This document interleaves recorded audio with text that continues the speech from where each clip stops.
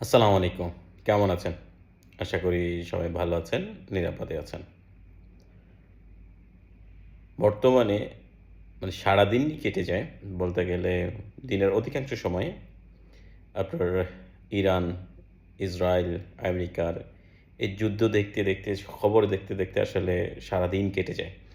কারণ এমন এক জায়গায় আছি যে মাথার উপর দিয়ে কিছুক্ষণ পর আ বুম করে মিসাইল যায়, নতুবা রকেট যায়, নতুবা গভর্নমেন্ট থেকে মেসেজ আসে। Alarming message. তো সারাদিনটাই মোটামুটি কি বলে একটু উদ্বিগ্নের মধ্যে দিয়ে কাটে আরকি আমাদের। আমারও ঠিক একই রকম। তো সারাদিন মোটামুটি Facebook বলেন, YouTube বলেন, যেখানেই যাই না কেন বা পত্রিকার পেজে বলেন, সারাদিন সেখানেই আ পদচারণা থাকে আমাদের বা আমাদের যায় আরকি। সারাদিন মূলত মানে ফেসবুকে যাই তার মানে এই না যে আসলে সময় কাটানো বা রিলস দেখা এমন কিছু না। মূলত সারাদিন সময় কেটে যায় আসলে কি ঘটছে? আমার ভাগ্যে কি ঘটবে? কারণ আগামীকাল কি ঘটবে সেটা আমি জানি না। আগামীকাল কেন এই মুহূর্তে আমার সাথে কি ঘটবে সেটা আমি জানি না। বা কেউই জানে না এখানকার। তো যাই হোক এখন পরিস্থিতি কিছুটা উন্নত হয়েছে এখানে। উন্নতি লাভ করেছে। আ আস্তে আস্তে হয়তো পরিস্থিতির উন্নতি ঘটবে ইনশাআল্লাহ। তো এই নিউজ যখন দেখি বা সারাদিন যখন নিউজের তালাশে থাকি, তখন এর মাঝে মাঝে বাংলাদেশের বিভিন্ন ধরনের নিউজ আসতে থাকে। আমরা তো জানি যে আপনারা তো জানেন যে আপনি যখন নিউজ দেখবেন তখন Facebook কি করে আপনার ওই ইন্টারেস্ট অনুযায়ী ওই নিউজগুলি আপনার সামনে নিয়ে আসবে। সেটা ভালো, খারাপ সবকিছুই নিয়ে আসবে।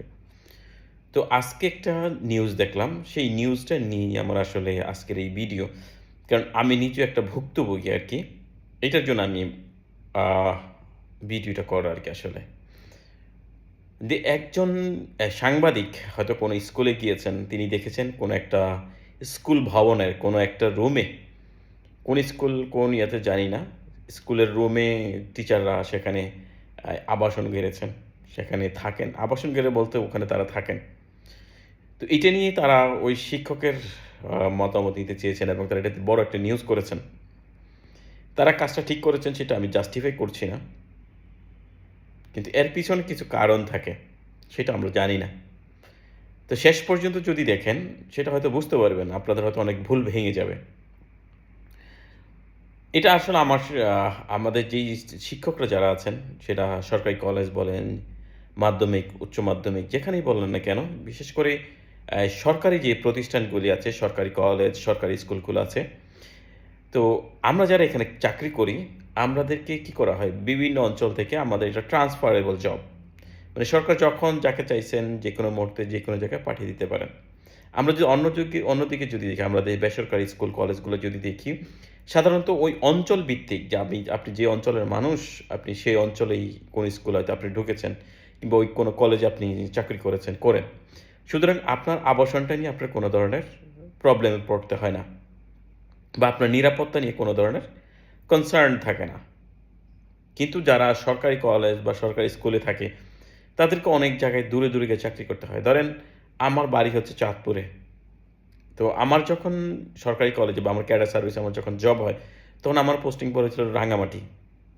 যেখানে আমি জীবনে ১ম মনে হয় ইউনিভার্সিটি থাকাকালীন সময়ে যে একটা ট্যুরে গিয়েছিলাম, তাও কি মানে বন্ধুদের সাথে গিয়েছি ওখানে কিছুই চিনি না।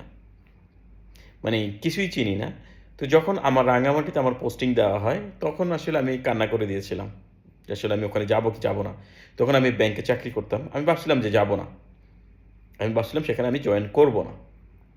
তারপরে বিভিন্ন শুভাকাঙ্ক্ষীর আলোচনায়, প্ররোচনায় পরে আমি জয়েন করি এবং আমাকে আহ এখানে আমার জয়েনের ক্ষেত্রে আমার যেই পার্টনার আছেন, যিনি আমার মিসেস আছেন, তার একটা বড় ভূমিকা আছে। যাই হোক সেদিকে না যাই। তো আমি যখন ২০১৭ তে আমি ১ম রাঙামাটিতে আমি জয়েন করি, যোগদান করি। তো সেখানে যখন আমি যাই, যাওয়ার পরে ১ম ১ বছর ১৭ সাল ছিল, গিয়ে আমি ইন্টারমিডিয়েট পরীক্ষার ডিউটি পাই এবং আমার যে নৈতিকতা আছে, যারা আমার সাথে চলেছেন বা আমার স্টুডেন্টরা জানে যে আসলে আমি কি ধরনের নৈতিকতা বা আমি সততা, মূল্যবোধের আমি কি পরিমাণ প্র্যাকটিস করি এটা আমার স্টুডেন্টরা জানে। তো আমি যখন এই রাঙামাটিতে যাই, তখন সেখানে আমি যখন গিয়েছিলাম, তখন যে আমি ভয়ে গিয়েছিলাম। ওখানে আমার ১ম এই যে প্রবলেমটা ফেস করতে হয়েছে সেটা হচ্ছে আমার আবাসন ছিল না। ওই যেই কলেজে ছিল রাঙ্গামাটি মহিলা কলেজ, সরকারি মহিলা কলেজ, সেখানে কোনো ডরমিটরি ছিল না। আমাকে বাধ্য হয়ে আমাকে একটা হোটেলে উঠতে হয়েছিল। তো কারণ ওখানে আমি এখন কিচ্ছু চিনি না। কেউ আমার পরিচিত না। কেউই আমার পরিচিত না সেখানে, কেউ নেই। মানে পুরোপুরি আমি একটা যখন বিদেশে আসলে যেরকম অবস্থা ঠিক ঐরকম অবস্থা। তো সেই সময় ওখানে যাওয়ার আগে আমি বিভিন্ন জনের কাছে শুনেছি ওখানে সম্পর্কে বিভিন্ন ধরনের তথ্য জেনেছি বা বিভিন্ন ধরনের আ আলাপ আলোচনা আমার কাছে এসেছে বা আ বিভিন্ন ধরনের কথা বলেছেন যে ওখানে নিরাপত্তা নিয়ে বিভিন্ন কিছু নিয়ে। তো স্বাভাবিকভাবে আমার ভিতরে একটা প্রচন্ড রকমের ভয় কাজ করছিল। তো সেখানে গিয়ে আমি একটা হোটেলে উঠি। হোটেলে ওখানে গিয়ে আপনার কি বলে কোনো ধরনের মেসে উঠবো বা কারো কাছে উঠবো আমি কিচ্ছু চিনি না। সত্যি কথা বলেন, আমি কিছুই চিনতাম না। ওখানে আমার কোথায় গিয়ে উঠবো আমি সেটাও জানতাম না আমি। তো যাই হোক সেখানে গিয়ে আমি যখন হোটেলে উঠি ১ম ১-১৫ দিন একটানা আমি হোটেলে ছিলাম। তো সেখানে খাবারের সমস্যা, বিভিন্ন ধরনের সমস্যা। তারপরে ওই যে বিভিন্ন জন বলেছিল সেখানে নিরাপত্তার সমস্যা, রাতের বেলা বের হওয়া যায় না। মানে কি ভয়ংকর অবস্থা আমি দেখেছি কি পরিমাণ ভয়ে ছিলাম। যাই হোক সেখান থেকে কাটিয়ে উঠে একটা সময় এসে আ আমার এক খুব কাছের মানুষ তাদের উপকার আমি কখনো ভুলব না। আমি একটা পরবর্তীতে আমি একটা বাসায় উঠি, পরে একটা মেসে উঠি। সেগুলো আমার কলিগরা মিলে থাকেন, সেখানে আমি পরে মেসে উঠি। তো ২০১৮ সালে ইন্টারমিডিয়েট পরীক্ষায় আ আমার হল প্রত্যবেক্ষকের দায়িত্ব পড়ে এবং সেই সাথে কমিটির দায়িত্ব। ২ টা দায়িত্ব আমি একসাথে পালন করি। তো আমি যখন পরীক্ষার হলে যাই, আমার যেই অ্যাজ ইউজুয়াল যেই নিয়ম আছে বা সরকারি যে নিয়ম, কানুন, নীতি আছে, আইন আছে, নীতি, নৈতিকতা যেটা আছে সেটা আমি পুরোপুরিভাবে 100% আমি সেটা ফলো করি। ইভেন আমার আপন মানুষ যেই হোক না কেন, আমি তার সাথে সেটা আমি কম্প্রোমাইজ করি না। আমার নীতি নৈতিকতার ব্যাপারে। তো পরীক্ষার হলে স্বাভাবিকভাবে আমি যাবার আগে আমি জানি না কেমন ছিল তবে শুনেছি আরকি। তো সেখানে আমি যখন পরীক্ষার হলে যাই স্বাভাবিকভাবে সেখানের যেই আ রাঙ্গামাটি সরকারি কলেজের স্টুডেন্টরা আমাদের মহিলা কলেজে পরীক্ষা দিতে আসে, তারা এর আগে নাকি একটা এক্সপেকটেশন নিয়ে পরীক্ষা দিয়েছে। কিন্তু এই ১ম তারা এসে একটা বিরূপ হলের মধ্যে তারা পরীক্ষা দিতে বাধ্য হয়েছে।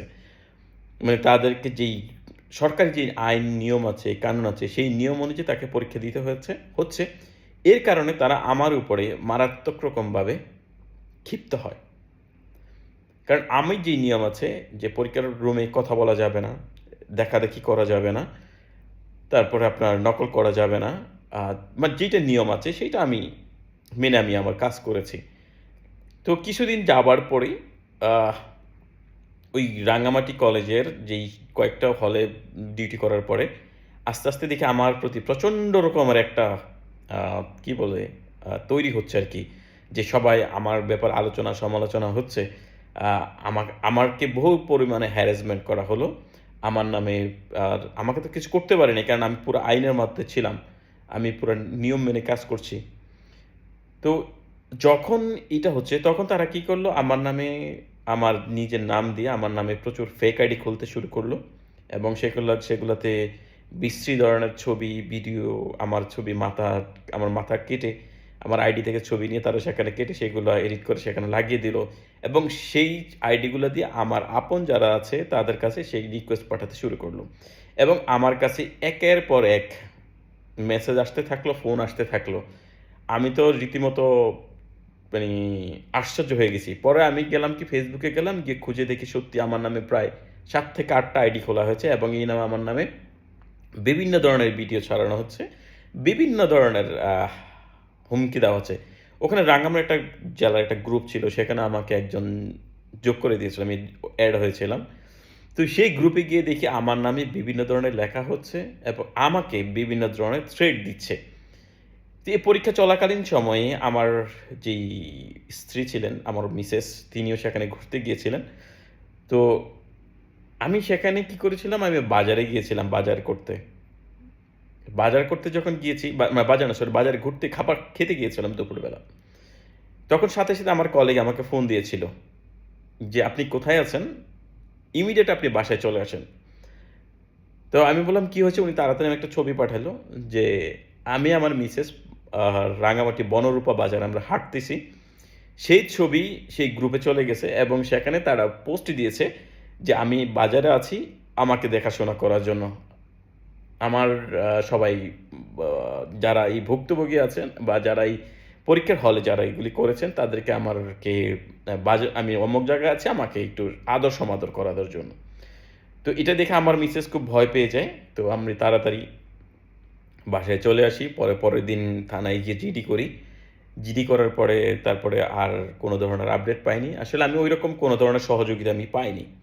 কিন্তু আমি আমার দায়িত্বটুকু পালন করেছি। ইভেন আমার পরীক্ষা যখন শেষ হয়ে যায়, পরীক্ষা শেষ করার পরে আমি আ ছুটি নিয়ে হয়তো আমি ঢাকা আসবো।